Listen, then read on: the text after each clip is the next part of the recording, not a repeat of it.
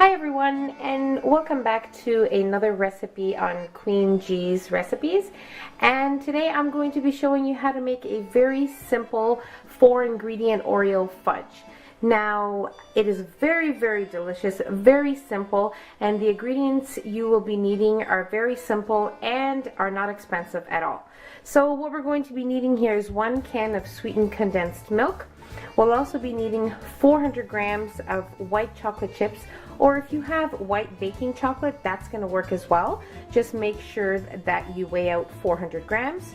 Here I have 12 Oreo cookies, which I have crumbled. I just put them in a bag and I just hit them with my rolling pin until I got these coarse crumbs. Now you do want to keep the filling and all, just crack all of the whole Oreos, not just the cracker.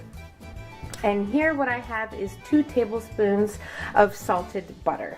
So you're also going to be needing a pan. What I have here is a 9 by 9 inch pan. I sprayed it with non-stick spray. If you don't have non-stick spray, you can use a little bit of vegetable oil. Just make sure the whole pan is well greased. And then you can place some parchment paper on top and you are ready to go. We'll also be making this in our saucepan on our stove top. And that's pretty much all we're going to be needing right now. Alright, so now with our stove on low heat, you want to make sure it's on low heat or you can easily scorch your chocolate, and you don't want that, obviously.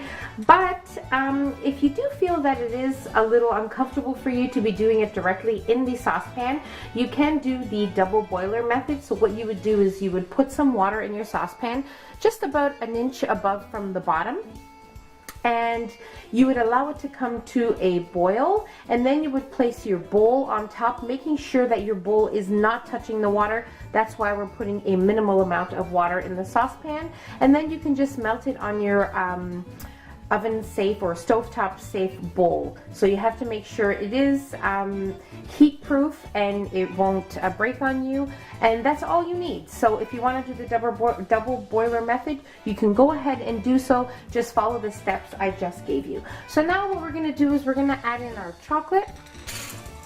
I already have my stovetop on low heat.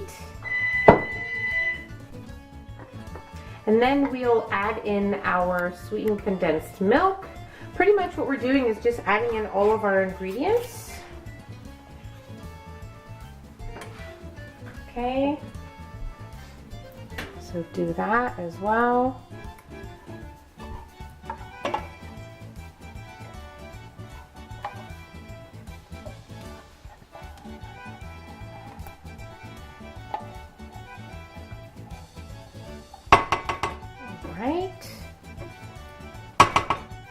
Into that we're going to add in our butter,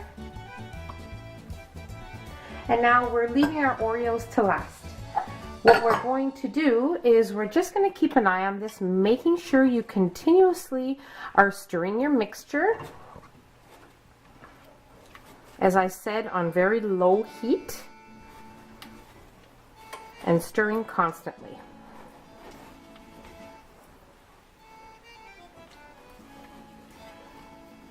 Until everything is incorporated and creamy and you no longer see any chocolate chunks in your mixture. So I'm going to continue stirring this, and I'll let you know what it looks like once we're done. Alright, so it only took about 3 to 4 minutes for our mixture to become completely creamy and completely melted. So here you have it. I've already closed my stove top. It was about 3 to 4 minutes and we are done. I switched to a wooden spoon because it was easier to mix, and that's it. Our mixture is perfect. Alright, so now is the fun part where we can add in our Oreos. I just switched back to my spatula, and now you don't want to overmix. You don't want to, crumble the Oreos even more. This is perfect. You want to see them nicely throughout the mixture.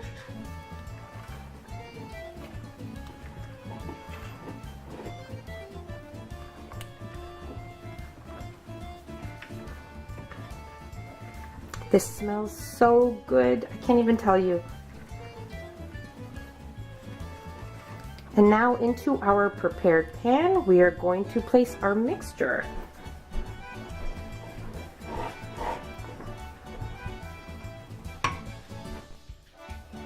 Alright, and now we'll just place it in our pan.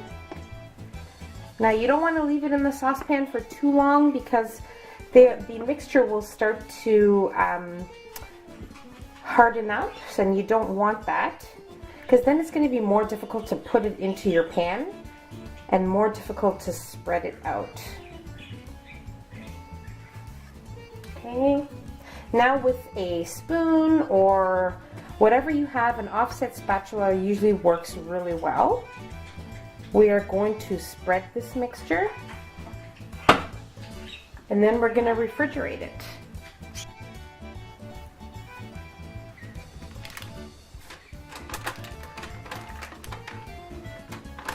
When spreading, just hold your parchment paper so it doesn't go all over the place. Alright everyone, so my fudge was in the fridge for exactly 2 hours, and this is actually the perfect time to leave your fudge in the refrigerator for. So now what I did was I took my offset spatula, you can just use a butter knife, that's fine, and I just went along the edges that didn't have parchment paper and I just loosened it up. And now we're just going to take it out of our pan.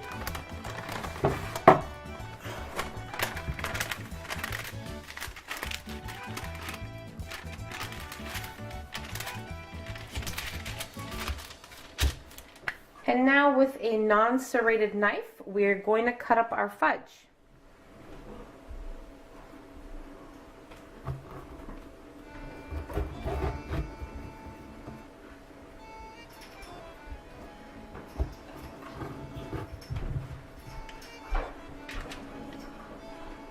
I'm going to continue cutting my fudge and then I'll let you know what it looks like once I'm done.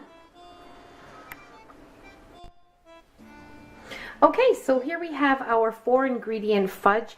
Very simple, very delicious. The only bad thing about this recipe is that you actually have to wait for it to be refrigerated for a couple of hours so you can enjoy it.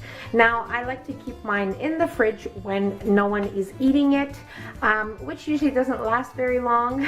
But anyway, store it in the fridge, store it in a food-safe container, and maybe you can divide them. If you're going to be piling them on top of each other in a container, just make sure that you place some wax paper or some parchment paper in between so that they don't stick to each other.